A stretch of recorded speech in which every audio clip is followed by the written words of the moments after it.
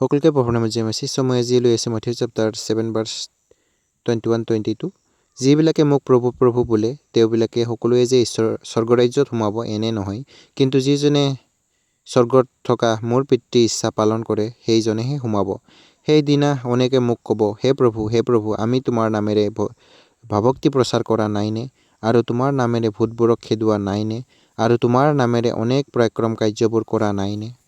আজি আমাক Matthew chapter 7 verse 21-22 clearly কৈছে, যিবিলাকে মোক প্ৰভু প্ৰভু বোলে তেওঁবিলাকে সকলোৱে যে স্বৰ্গৰাজ্যত সোমাব এনে নহয় বুলি কৈছে। চ' আমি এক্সাম্পল এনে এটা উদাহৰণস্বৰূপ ধৰি লওঁ, আমি কিবা এটা টেঙা ফল লগাই তাৰপৰা যদি আমি কিবা এটা মিঠা ফল বিচাৰোঁ, তেতিয়া যদি খাব বিচাৰোঁ তেতিয়া আমি পামনে? তাত টেঙা ফলৰ গছত আমি টেঙা ফলেই পাম, মিঠা ফল কেতিয়াও নাপাম। ঠিক সেইদৰে যদি আমি ঈশ্বৰৰ বাক্যবোৰ জানি বুজিও যদি ঈশ্বৰৰ পিতৃৰ ইচ্ছাবোৰ যদি পালন নকৰোঁ, পিতৃৰ ইচ্ছা অনুসাৰে যদি আমি কাম নকৰোঁ, তেতিয়া আমি স্বৰ্গৰাজ্য পামনে? বাইবেলতে ক্লিয়াৰলি কৈছে, পিতৃৰ ইচ্ছা পালন নকৰিলে পিতৃৰ ইচ্ছা পালন কৰা সেইজনেই সোমাব বুলি কৈছে।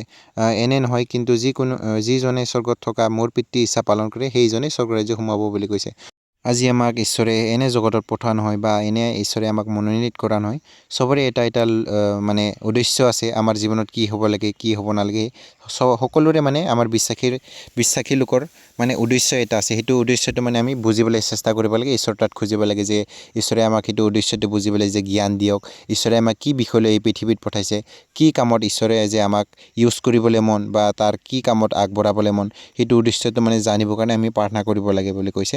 চ' সেইকাৰণে আমিও এই বাইবেলত কোৱা নিচিনা যে এজন ভাল ব্যক্তি যে হ'ব পাৰোঁ, যাতে যে আমি যে এনে যে মুখৰ প্ৰভু প্ৰভু কোৱা নহয়, অন্তৰৰ পৰা কান্দি পেলাই প্ৰভু প্ৰভু কোৱা ব্যক্তি হয় আৰু অন্তৰৰ পৰা বিশ্বাস কৰা ব্যক্তি হয়।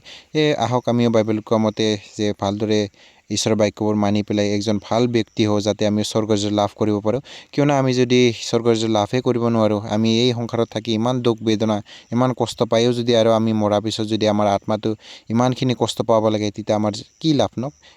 ইফালেও একো লাভ নাই আৰু জীয়াই থাকোঁতেতো একো লাভ নাই, মৰি গ'লে আমাৰ একো লাভ নথকা হৈ যাব ন। সেইকাৰণে আমি জীয়াই থাকোঁতে যে ঈশ্বৰৰ বাক্যত যেনেকুৱা লিখা আছে, আমি আজি অলপ মানে এটা ষ্টেপ এটা বাক্য ফ'ল' কৰিব হ'লে আমি প্ৰাৰ্থনা কৰি মানে ফ'ল' কৰি যাব লাগে। আমি প্ৰাৰ্থনা নকৰিলে কেতিয়াও আমি এনেকুৱা ডাইৰেক্টলি ফ'ল' কৰি যাব নোৱাৰোঁ। আগত আমি প্ৰাৰ্থনা কৰি ল'ব যে হে প্ৰভু, আমাক জ্ঞান দিয়ক, আমাক বুদ্ধি দিয়ক, যাতে আমি আপোনাৰ বাক্যবোৰ আপোনাৰ আজ্ঞাবোৰ মানি পেলাই চলি যাব পাৰোঁ। ঠিক সেইদৰে আমি ঈশ্বৰৰ আগত খুজিব লাগে। সকলোৱে জানিব পাৰে ঈশ্বৰৰ বিশ্বাসীবোৰ, হ'লেও মানে মই কৈ দিছোঁ এবাৰ, কোৱাৰ কাৰণে বেয়া নাপাব। কোনোবা ভাবিব পাৰে জানো হ'লেও এনেকুৱা কৈ আছে তেনেকুৱা কৈ আছে বুলি, বেয়া নাপাব। চ' অলপ বাক্যত যি লিখা আছে সেইটোহে কৈছোঁ, মোৰ মনৰ পৰা কোৱা নাই। তো বাক্যত যেনেকুৱা লিখা আছে সেইটোৱে কৈছোঁ। তো ইমানটো ক'বখিনি নাই, যিমানখিনি ক'ব লগা আছিলে সেইটো ক'লোঁ, মানে যিমানখিনি জানো আপোনালোকৰ লগত শ্বেয়াৰ কৰিলোঁ। তো গলতি হৈছে ক'লে ক্ষমা কৰি দিব।